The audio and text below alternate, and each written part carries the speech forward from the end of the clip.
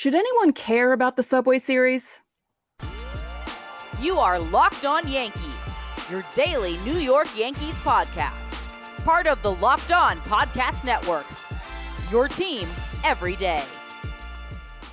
Welcome to Locked On Yankees, which is part of the Locked On Podcast Network, your team every day. Thank you for making us your first listen every day. I'm Stacey Gotsoulias. This episode of Locked On Yankees is sponsored by Game Time. Download the Game Time app, create an account, and use code LOCKEDONMLB for $20 off your first purchase. Last-minute tickets, lowest price, guaranteed. With me, as always, is my producer, Steve Granado. Steve, what's going on? Hey, Subway Series about to start here. We're going to chat with Ryan Finkelstein. Of course, before that, wanted to thank everybody. 2,900 subscribers. You guys are awesome. Thank you so much for joining us here on a little Locked On Yankees YouTube channel. We appreciate it. And of course, let's get to 3,000. Let's get to 3,000. Can I say 3,000 by the end of June? I think that's a fair assessment. Let's do that. Yeah, I think we could do that. Yeah. I just need like 100 more people. Tell a friend. If everybody tells a friend, that's like 2.9 thousand people. Hey, again, the Subway Series is about to start. 2-game set, Tuesday, Wednesday night. Ryan Finkelstein of Locked On Mets is going to join us. You can catch that whole series, by the way, on SiriusXM. We're going to talk a little bit about some injuries, about that, some similarities, some differences, and of course, the state of the rivalry, if you can even call it that. Take a listen. Kind of a Locked On therapy session today, if you will. The Yankees and Mets are obviously not playing up to their potential. Ryan, the Mets feel like a mess, if I do say so. What is going on with you guys? A little bit of everything. It's one of those seasons, anyone who's been watching baseball long enough knows it, where your team just can't put it all together at once. Either you have the good hitting day with no pitching, the good starter, and then you get absolutely no offense. That's been the story of the season. Particularly the rotation has been bad. And look, I think I could boil it down pretty simply. If the veterans, the Mets, are paying a lot of money, don't play up to the standards that they're expecting, obviously this team's going nowhere. And right now it's looking like it. So, there's still plenty of time, but it's getting to that point where you're in June. You're like, okay, is this season ever going to get going the way you want it to? And I don't know. I definitely need to be put on the therapy couch. So thank you for that. So, okay, here's the thing for me. Outside looking in, obviously, we're not covering the Mets every day like you are, but we're covering the Yankees over here. And without Aaron Judge in the Yankees lineup, the Yankees are completely different, just completely different. And I know it hasn't been such the same for the Mets, but outside looking in, you guys were on a run. Pete Alonso gets hurt, and it looks like you've been in a downward spiral since, right? A little bit. I think the difference between Judge and Alonso is I think it's a lot easier to replace the first baseman. And the Mets are kind of in this spot where they have to figure out, who else is going to be thriving for this team down the stretch. So in some ways it opens up opportunities for a guy like Mark Vientos, who's a prospect that's come up, hasn't got a lot of run, for Mark Canha, who Tommy Pham was taking his playing time and left. So overall, even though Alonso losing him is massive, to me, it's still the same issues that were already there. Until Lindor and McNeil look like they did last year, there's with Judge, it's like the vortex of your team shifts entirely. There's so much that he does for your baseball team, where Alonso, obviously you're missing the home runs, but I feel like they can get by. But the bigger issue has been getting nothing from guys like Verlander that you expected a lot from. Stace, obviously, Judge has been the biggest story for us all season. I mean, 2 different trips on the IL, but I mean, it's also Anthony Rizzo, especially right now in his absence, just literally doing nothing. Yeah. I said it on yesterday's show, I believe, that he really should have gone on the IL after he hurt his neck, because he's basically done nothing since he's hurt his neck. They're just running him out there, hoping he starts to hit. And, Boone's saying things like, I think I'm seeing it in batting practice. He's going to turn it around soon. It's like, well, he needs to turn it around in the next 5 minutes, because he can't go on like this. Yeah, he's like, what, 0 for 24 or something? Well, he hasn't had a hit since Judge ran through the wall in LA. So I don't know, maybe his feelings are hurt. Maybe he's upset that his best friend is. He's missing his best friend. Yeah. Yeah, maybe that's what it is. I really don't know what to say about that. It's because Rizzo has been so good this season too, that it just makes no sense that it would be straight off of a cliff. Yeah. I mean, the neck is probably bothering him worse than he let on, because how do you go from doing as well as he was doing? He was above 300. He was constantly on base, to doing absolutely nothing the past week and a half. Yeah, and then you can, like, it's as plain as it can be. It's like that bookmark is right there.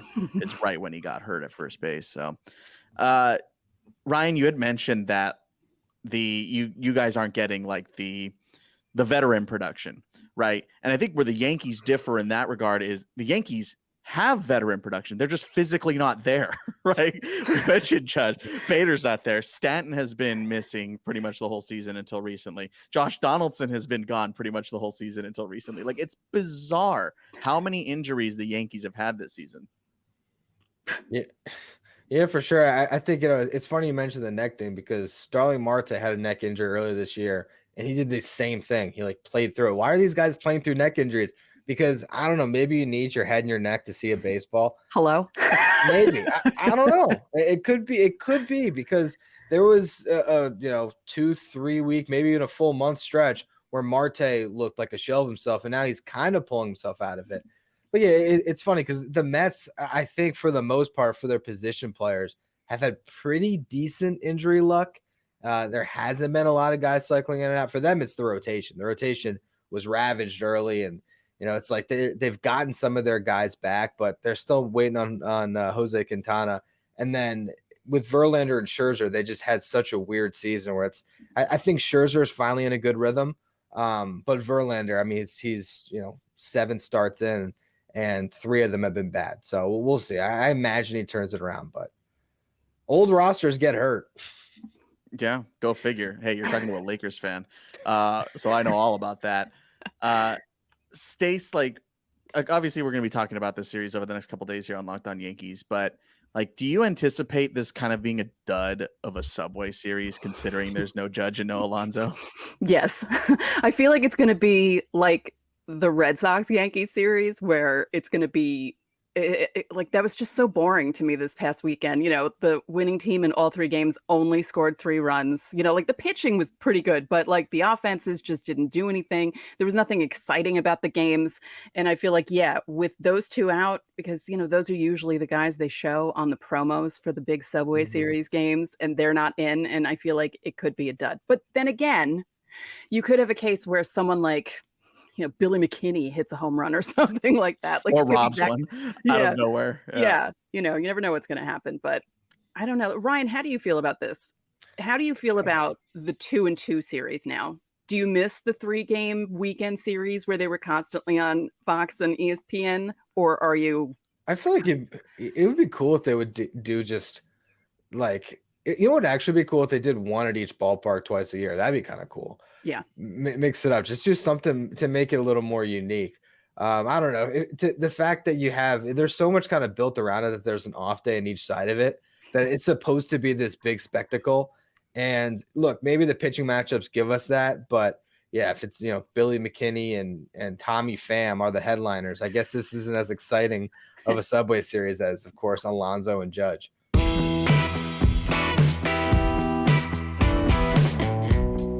Buying tickets to your favorite events shouldn't be stressful. Game Time is the fast and easy way to buy tickets for all the sports, music, comedy, and theater near you. Steve's been using it this season, and he loves it. So if it's good enough for him, it's good enough for you. They have killer deals on last-minute tickets and their best price guarantee, so you can stop stressing over the tickets and start getting hyped for the fun you'll have. Game Time also has flash deals and last-minute tickets. It's easy to find and buy tickets for every kind of event in your area, and they even give you images of your seats so you know what you'll be seeing. With their lowest price guarantee and even event cancellation protection, Game Time is the best place to buy tickets in just a matter of seconds. 2 taps and you're set. Snag the tickets without the stress with Game Time. Download the Game Time app, create an account, and use code LOCKEDONMLB for $20 off your first purchase. Terms apply. Again, that's LOCKEDONMLB for $20 off. Download Game Time today. Last minute tickets, lowest price, guaranteed.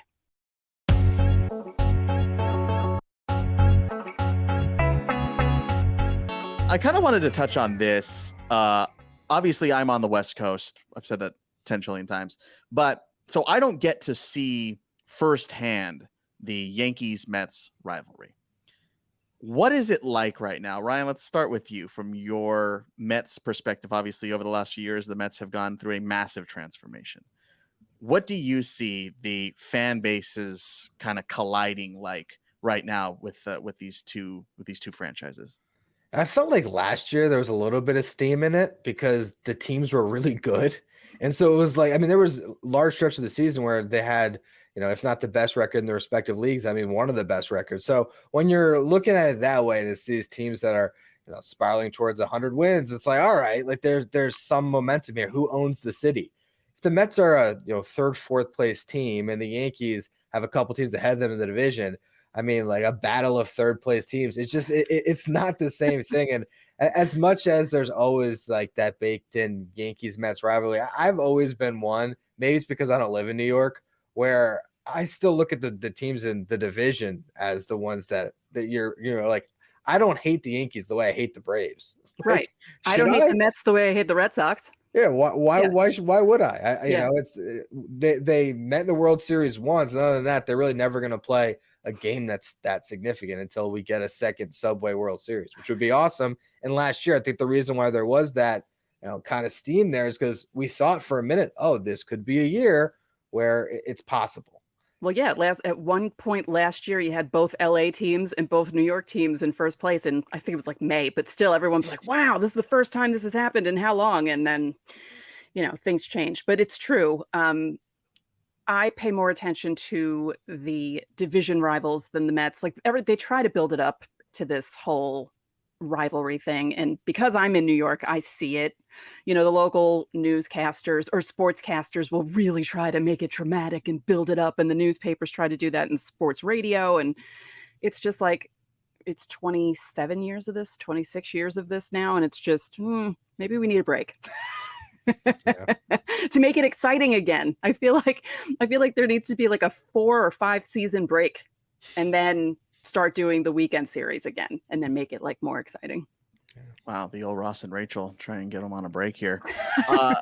Also, quick correction: 1 LA team and 1 Orange County team. Just want to I know, but the whole LA. I know. I know where they are. I have to. It's just in my DNA. State of the franchises I wanted to get into as well. We, again, on Locked On Yankees, talk about it constantly. We're always talking about our minor league system. I got a chance to see the Syracuse Mets on a good chunk of occasions last season. Them and the Rail Riders played a whole bunch of times. Ryan, what is the state right now of Mets minor league baseball?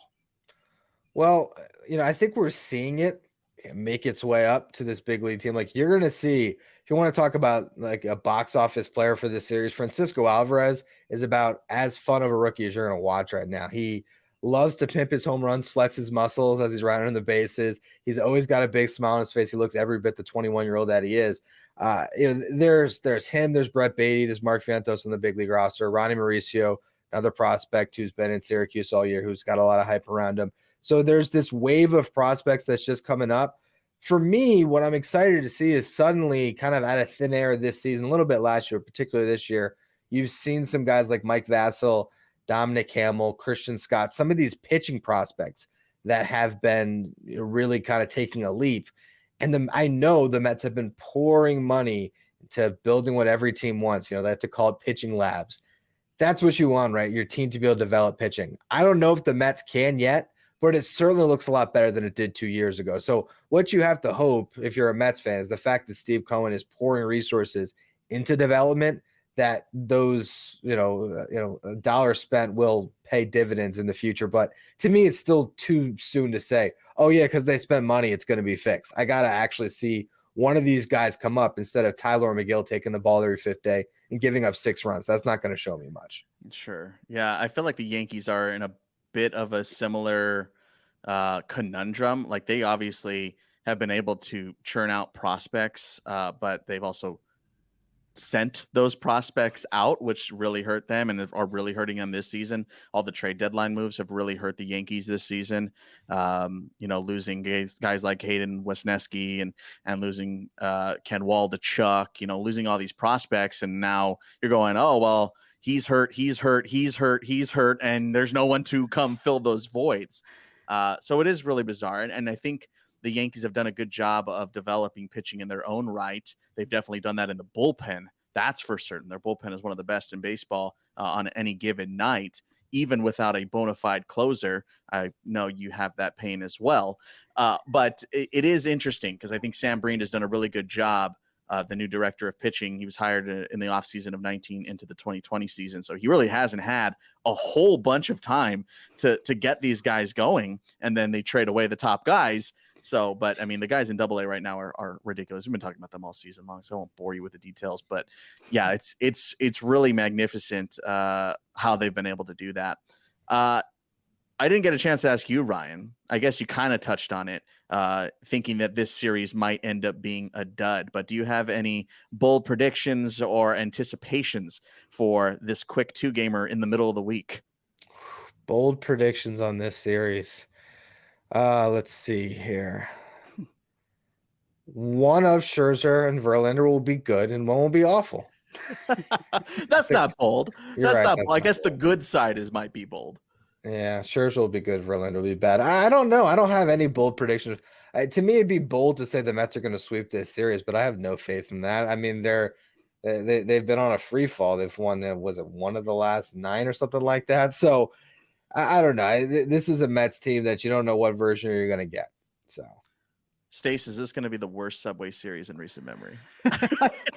no, I can tell you which one is that. It was 2020. Oh, yeah.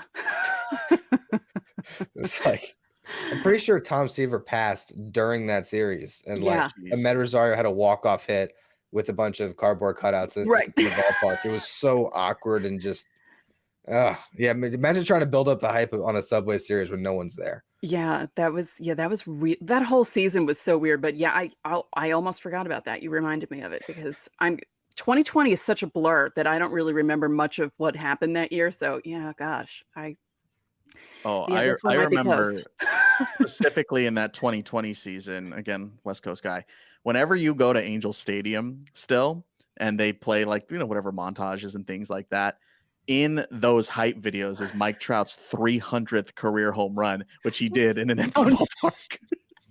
And they have like the big, like the monitors, like 300. It's like, this is depressing. Actually. I forgot about that. Oh my gosh. And that was, by the way, that home run made him the franchise leader in home runs.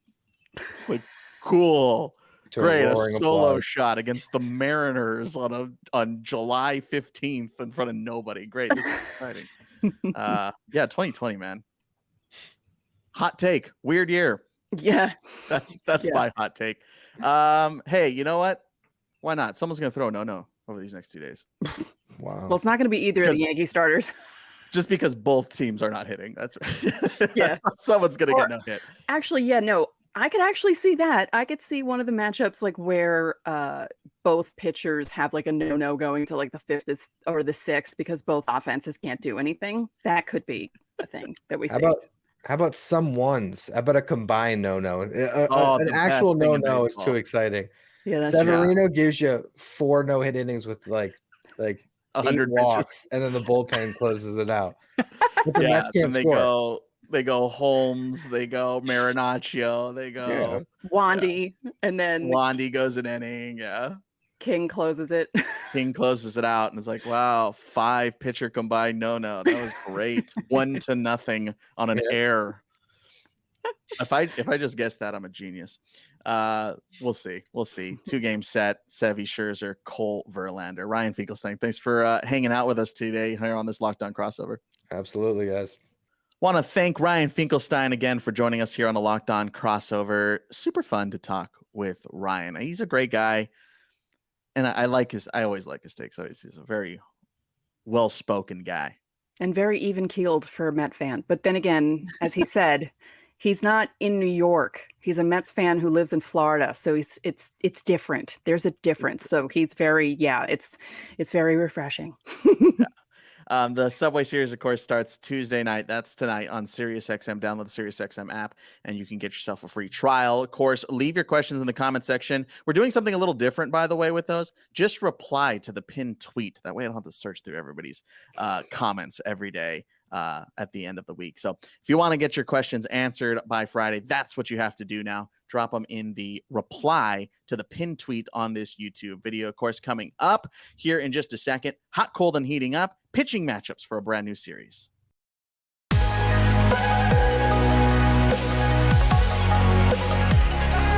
Back here on Locked On Yankees, Stacey, we always do this whenever we get a brand new series. And okay, 2 games set. Is it a series? I know. I guess it's a series.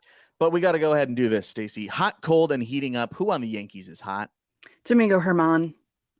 He's been the best starter for the past month and almost half now at this point. I mean, you got to give it to him. It's so wild to say. It really I can't believe I'm hearing these words coming out of your mouth right now. I really can't believe I'm saying them. It's truly bizarre, right? Like how good Domingo Germán has been. Obviously, Germán not pitching in this series. It's just, again, series. But yeah, I mean, he it's ever since the sticky stuff. Yeah. With the sticky stuff too. That's true. He was doing really well with the sticky stuff, but since he got caught with the sticky stuff and sat those 2 games out, he's been doing really well. So I guess he didn't need it. Stacey, who's cold? Rizzo and DJ. DJ's been cold for a while. Yeah. I think that's 3 straight series you've picked him as cold. He's so cold. I mean, like Antarctica in winter cold. Just brutal. Dark and cold too, because it's dark down there for 6 months. That's how cold DJ LeMahieu is right now. Of course, we talked about it with Ryan, but Rizzo cold. It hurts to say. It really does, because, man, he was the lifeblood of this team. Does it hurt as bad as his neck apparently hurts? Because something's going on there. Yeah. We'll see. Gosh, a Rizzo IL stint? Ugh. Oh, my gosh. Jake Bauer's back to playing first. Yeah. Because you can't put DJ there. No. Oh, yeah, that's Oof. rough. That's grim. Let's not even put that into the universe. That's too grim. Hey, we're gonna pull that back. Pull it back. This is a fun one, Stace. Who's heating up? Clark Schmidt. Look at that. I mean, he is. Yes. His last few starts, he's not falling apart. He's not lasting as long as you would want him to, but we spoke about it with Ryan. You talked about how good the Yankees bullpen is. And, it's, if you can get Germán to pitch 6, Cole to pitch 6, and Schmidt to almost pitch 6, it's okay for the bullpen. So but he's doing a lot better. And it's almost as if he's finally getting used to being a starter. Here we are almost in mid-June. If Rodon comes back here within the next 365 days, Schmidt's still in the rotation? I wonder if they go to a 6-man. Just going to go ahead and say that with trying to give the extra day for Rodon. That's possible. They might do that. That's or a is it the possibility. Vasquez burrito out? Yeah, this is okay. That's interesting.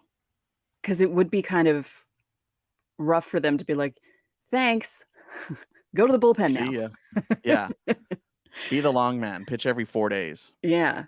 I don't know. He'd obviously have to keep pitching well in order for them to consider. Right. I mean, still the vast majority of work. It's recency bias right now, but the vast majority of work this season for Clark Schmidt as a starter has just not been good. Right. It is within the last few starts. Kind of like your light. My light. What is happening? Okay. The light, the tail of the light. It's like the third character of our podcast. I thought we were going to make it the whole show without it changing, and it unbelievable. Nope. That ghost doesn't want it. Hey, pitching matchups for the series, Stacey. This is why you come over to the YouTube side. Pitching matchups for the series. Tuesday, Sevy versus Scherzer. The battle of the S's, as they'll call it for years to come. Sevy's got to get it going, right? Oh, yeah, he needs this badly, because if he has another bad start, if he has another start where these guys are just feasting on his fastball, it'll be great for the Mets, who have been bad the past 2 weeks, because they'll be excited that they could finally hit something. But for Sevy, it'd be an absolute nightmare. So he really needs to get things going. Yeah, I think it's crucial, of course, for both of the Mets starters in this series, Scherzer and then Verlander on Wednesday. They're everything. They're absolutely everything for this team, I right? mean, It's crucial. And so it'll be Verlander versus Cole on Wednesday. Last time we had the old battle of the Gerrits, but now we have the battle of former Astros teammates. yeah. Gerrit Cole, how are you feeling about Gerrit Cole lately? He is clearly not as flashy as he was, but he's been getting the job done recently. Yeah, that's exactly it. He's been getting the job done. I mean, he got his first loss this past weekend, but he didn't pitch horribly. It didn't help that the offense didn't do anything to support him, but it's getting to the point now where the Yankee starters have to hold the opposing offenses to one run. Otherwise they won't win because the Yankees offense isn't doing anything. So, Cole's also going to have to be on. I know Ryan was talking about the Mets having issues hitting, and,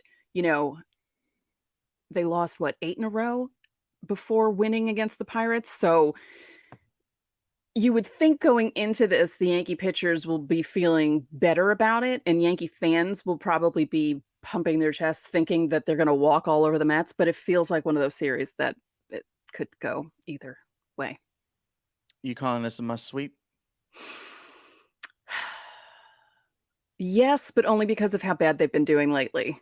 If it was how bad the Mets have been, obviously. Yeah, because if it was just, last year they lost the Citi Field portion, both games, and then they went back to Yankee Stadium and won both games. It would be kind of funny if the opposite happened this time, where the Yankees lose 2 at Yankee Stadium and then the Mets lose 2 at Citi Field. That could be something funny. We'll see. Well, see, I have a vendetta against Citi Field. Just a quick aside. I don't know if you knew this. I don't know if I've told you this. I don't know if I've talked about this on the show. No. At the end of the Rail Riders season last year, I drove from Moosic to Queens to go to a Mets game. Mm-hmm. I showed up. Rained out. Oh, no. And I still have a Ticketmaster credit for a future Mets game. I am simply just 3,000 miles away. I can't believe you drove from Moosic to Queens. To go to that, by the way. We don't even drive to Queens from where I live. We just drive to the Bronx, take the 4 train to the 7 train, and head out to. Yeah. I paid the toll twice. I paid the toll. I bought the ticket. I got the hotel. Oh, man. And then I was going to go to Baltimore the next day. I don't know if you guys remember the end of the season last year on the East Coast when everybody was getting rained out right before the season ended. Yeah. Guess who got rained out the next day before I went to Baltimore? And guess who went to Pittsburgh instead? Oh, man. That's a long drive. So I drove from Queens to Pittsburgh. So I went right past Moosic again, right where I came from, instead of going down to Maryland and then starting my trek all the way back to California. Unbelievable. So I still have 1 ticket to a Mets game and 1 ticket to an Orioles game.